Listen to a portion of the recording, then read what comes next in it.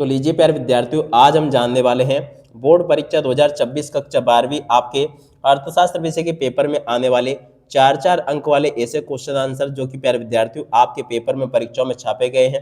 इन question answer को प्यारे विद्यार्थियों आप लोग अच्छे प्रकार से याद करके जाना, ताकि प्यारे विद्यार्थियों आप सब लोग अपनी परीक्षाओं में इन सभी के सभी क्वेश्चन आंसर को अच्छे से लिख कर आ सको। ठीक है, 100% प्यारे बच्चों आप सब लोगों को पता है कि मेरे द्वारा जो क्वेश्चन बताए जाते हैं ना, 100% प्यारे बच्चों वही के वही क्वेश्चन आपको परीक्षाओं में देखने को मिलते हैं। इसलिए प्यारे विद्यार्थियों आप लोग इन क्वेश्चन को अच्छे प्रकार से याद करके जरूर जाना। अब चलो मैं आपको एक एक करके सभी क्वेश्चन के उत्तर बताता हूं। पहला क्वेश्चन प्यारे विद्यार्थियों ये पूछा है, इसमें आपको सवाल देखने को मिलेगा, एक फर्म का अल्पकालीन सीमांत लागत अनुसूची निम्न तालिका में दिया गया है। फर्म की कुल स्थिर लागत 100 रुपये है। फर्म में परिवर्तनशील लागत, कुल लागत और अल्पकालीन औसत लागत की अनुसूची प्यारे विद्यार्थियों आपको निकालनी है। ठीक है ना। अब इसके लिए प्यारे विद्यार्थियों देखो, आपको ये सूत्र याद करने होंगे। देखो क्या लिखा, कुल परिवर्ती लागत टीवीसी ये सीमांत लागतों का योग होती है। ठीक है ना। अगर टीवीसी निकालनी हो तो सीमांत लागतों को आपको जोड़ना होता है। जैसे कि टीवीसी प्यारे बच्चों देखो क्या लिखी है, यहाँ पर लिखी है टीवीसी। ठीक है ना। देखो यहाँ पर 0 है तो ये भी 0 है, 500 है तो 500 है। उस प्रकार से प्यारे विद्यार्थियों आपको ये जोड़ते चलना है। ये प्यारे विद्यार्थियों आपका योग निकल के आ जाएगी। जैसे 500 है तो यहाँ पर 500 है, 500 प्लस 3 500 और 300 कितने हो जाएंगे, 800 हो जाएंगे। और 800 प्यारे विद्यार्थियों देखो 200 कितने हो गए, 1000 हो गए। और 1000 और 300 प्यारे विद्यार्थियों देखो 1300 हो गए। 1300 और 500 प्यारे विद्यार्थियों देखो 1800 हो गए। 1800 और 800 प्यारे विद्यार्थियों देखो क्या हो गए, 2600 हो गए। तो देखो इस प्रकार से प्यारे विद्यार्थियों टीवीसी ज्ञात की जाती है। और कुल लागत प्यारे विद्यार्थियों कैसे निकलती है, ये कुल स्थिर लागत और कुल परिवर्तनशील लागतों का योग होती है। तो देखो प्यारे विद्यार्थियों कुल स्थिर लागत कहाँ पर है, ये है। और कुल प्यारे विद्यार्थियों देखो परिवर्तनशील लागत कहाँ पर है, ये है। यानी कि टीएफसी और टीवीसी को जोड़ दे तो ये अपन को मिलती है। तो देखो टीएफसी और टीवीसी को जोड़ो, तो देखो 100 जीरो ये 100 होगा। 100 में अगर 500 जोड़ दें तो देखो प्यारे जो 600 हो जाएगा। 600 में अगर प्यारे विद्यार्थियों देखो कितने, यहाँ से आप लोग देखते चले इसको, तो देखो इस प्रकार से आपको इनको जोड़ते चलना है। ठीक है ना। इस प्रकार से प्यारे विद्यार्थियों आप लोग इसको जोड़कर इसको प्राप्त कर सकते हो, जैसा कि मैंने आपको बताया। ठीक है प्यारे बच्चों, आप लोग इस प्रकार से इन क्वेश्चन के उत्तरों को पूरा कर सकते हो, जैसा कि आपको मैं बता रहा हूँ। इसी प्रकार के क्वेश्चंस होंगे जैसे कि आपको मैं बता रहा हूँ, यहाँ से इनको आप लोग पढ़ के जाना। और इसके बाद में देखो अगला क्वेश्चन पूछा है, कुल परिवर्ती लागत तथा कुल स्थिर लागत में 4 अंतर आपको बताने हैं। ठीक है, तो देख सकते हो प्यारे विद्यार्थियों, यहाँ से आप लोग इन 4 अंतरों को भी देख लो, जो कि आपके पेपर के लिए वेरी वेरी मोस्ट टाइम भी है। और आपके पेपर में परीक्षाओं में प्यारे विद्यार्थियों ये जरूर पूछे जाएंगे। ठीक है, तो इनको प्यारे विद्यार्थियों आप लोग अच्छे से पढ़ के जाना। यहाँ पर प्यारे विद्यार्थियों आपके पेपर में एक और अंतर ये दे रखा है, राजस्व व्यय तथा पूंजीगत व्यय में प्यारे विद्यार्थियों आपको भेद बताना है। इन क्वेश्चन के उत्तर को भी देख के जाना। घाटे के बजट से क्या अभिप्राय है, इसके प्रकार के संक्षेप में व्याख्या आपको करनी है। ठीक है, इन क्वेश्चन के उत्तर को प्यारे विद्यार्थियों आप लोग देख कर जाइएगा। और उसके बाद में देखो यहाँ पर आपके पेपर में इस प्रकार से क्वेश्चन पूछे जाएंगे, देख सकते हो, राजस्व घाटा क्या है, राजकोषीय घाटा क्या, प्राथमिक घाटा क्या है। ठीक है, 100% प्यारे विद्यार्थियों आपके पेपर में क्वेश्चन आएंगे। और अब अगला क्वेश्चन, व्यापार संतुलन और भुगतान संतुलन में प्यारे विद्यार्थियों आपको अंतर बताने हैं। तो देखिएगा व्यापार संतुलन और भुगतान संतुलन में अंतर प्यारे विद्यार्थियों यहाँ से देख कर लिख देना। ये भी प्यारे विद्यार्थियों आपको मैं बता चुका हूँ। ठीक है, और उसके बाद में चलो अपन आगे बढ़ते हैं, आगे क्वेश्चन पढ़ लेते हैं।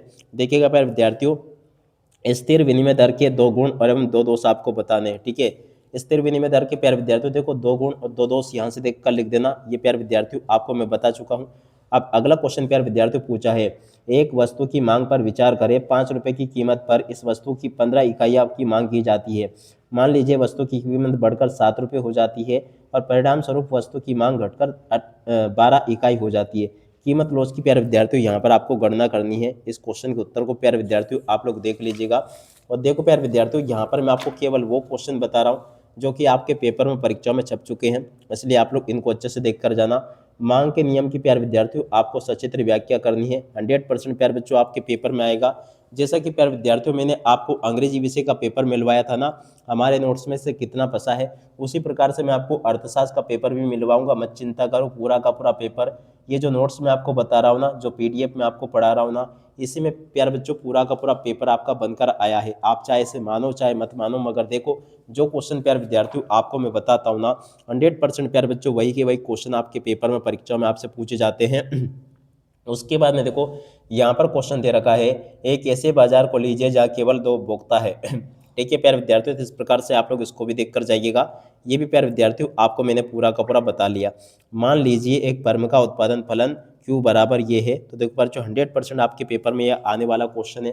एक भी क्वेश्चन का उत्तर प्यारे बच्चों आपका यहाँ से मिस नहीं होगा अगर आपने इस वीडियो को अच्छे प्रकार से देख लिया तो, ठीक है। तो इन क्वेश्चन को देख कर जाना आप लोग। और उसके अलावा देखो अब यहाँ पर आपके पेपर में किसी फर्म के पूर्ति वक्र को निर्धारित करने वाले किन्हीं 4 तत्वों का वर्णन आपको करना है, ठीक है ना।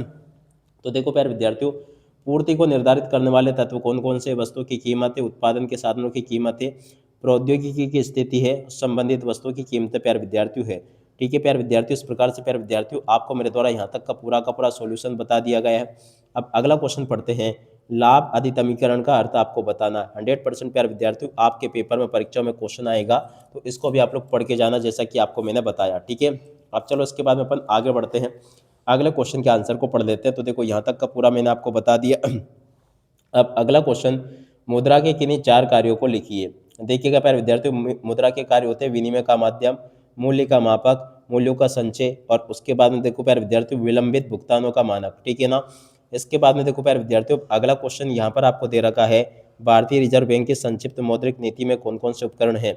देखिएगा प्यारे विद्यार्थियों यहाँ पे आप लोग इसको देख कर जाना। ये भी प्यारे विद्यार्थियों आपको मैंने बता दिया पूरा का पूरा, जो कि आपके पेपर में परीक्षाओं में आपसे पूछा गया है, ठीक है। और उसके बाद में चलो अपन आगे बढ़ते हैं, अगला क्वेश्चन अपन देख लेते हैं। विमुद्रीकरण के सकारात्मक प्रभाव प्यारे विद्यार्थियों आपको ये लिख कर आने हैं। तो देख सकते हो प्यारे विद्यार्थियों यहाँ पर आपको एक क्वेश्चन दे रखे हैं, ये पूरा का पूरा प्यारे बच्चों आपको मैंने बता दिया।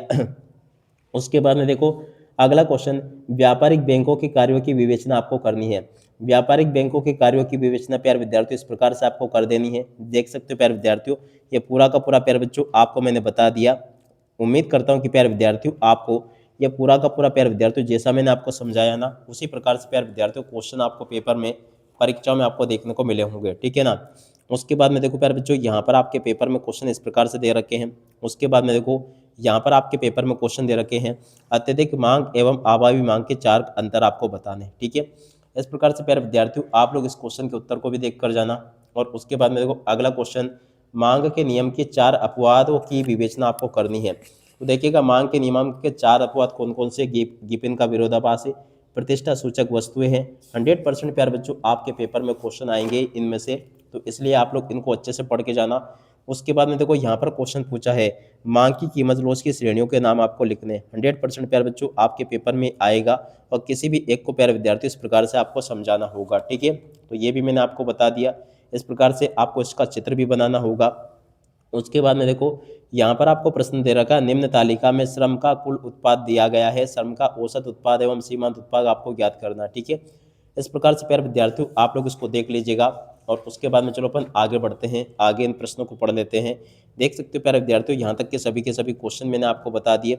24वां क्वेश्चन पूछा है, एक फर्म के उत्पाद का फलन आपको इस प्रकार से दे रखा 5L/K² है। अधिकतम संभावित निर्गत कीमत आपको ज्ञात करनी है जब L बराबर 4 इकाई, K बराबर 0 इकाई। देखो प्यारे विद्यार्थियों 2 स्थितियां दे रखी है, अभी हमें L बराबर 4 लेना है और K बराबर 0 लेना है। तो देखो यहाँ पर 5 तो 5 ही रहा, मगर देखो सूत्र में जो यहाँ पर आपका L था ना, L की जगह पर अपन ने क्या रख दिया? 4 रख दिया, ठीक है ना। और K की जगह पर प्यारे विद्यार्थियों अपन ने क्या लिख दिया? 0, ठीक है। अब देखो अगर यहाँ पर देखा जाए ना, तो इसका गुणा अगर इससे होगा पूरी संख्या 0 हो जाएगी। Q बराबर क्या आ गया आपका? 0। अब L बराबर 16 ले और K बराबर 2 ले तो क्या होगा? तो चलो प्यारे विद्यार्थियों आपको मैं ये भी बता देता हूँ। तो देखो L बराबर 16 लिया, K बराबर 2 लिया, देखो 2 का वर्गमूल हुआ तो 4 आ गया। 16 आपका अपन ने इस प्रकार से लिख दिया, 16 का अगर ये वर्गमूल हटेगा तो 4 आ जाएगा। अब देखो 5, 4 और इसका गुणा करेंगे तो आपका प्यारे विद्यार्थियों 80 हो जाएगा, क्योंकि देखो इन दोनों का गुणा होगा 16 होगा, 16 पंच 80 हो जाएगा, ठीक है। इस प्रकार से प्यारे विद्यार्थियों आप लोग इस क्वेश्चन के आंसर को पढ़ के जाना। और उसके अलावा देखो प्यारे विद्यार्थियों आगे मैं आपको बता दूं, अब आगे मैं आपको अगले वीडियो में 32 नंबर के प्यारे विद्यार्थियों आपके ऑब्जेक्टिव क्वेश्चन कवर करवाऊंगा, जिसमें से प्यारे विद्यार्थियों 100% आपके ऑब्जेक्टिव क्वेश्चन यहीं से बनकर आएंगे। एक भी क्वेश्चन का आंसर प्यारे बच्चों आपका यहाँ से मिस नहीं होगा। थोड़ा सा आप लोग देख लो, मगर देखो इसके लिए आप लोग अगला वीडियो देख लेना। अगर आपको पूरे 32 नंबर के ऑब्जेक्टिव क्वेश्चन सही करके आने हैं ना पेपर में, तो प्यारे विद्यार्थियों आप लोग अगला वीडियो देखकर जरूर जाना, जिसमें कि मैं आपको सारे के सारे आपके वस्तुनिष्ठ प्रश्न कवर करवा दूंगा। अब इसी के साथ में प्यारे विद्यार्थियों इस वीडियो को यहीं पर पूरा करते हैं। नमस्कार, जय हिंद, जय भारत।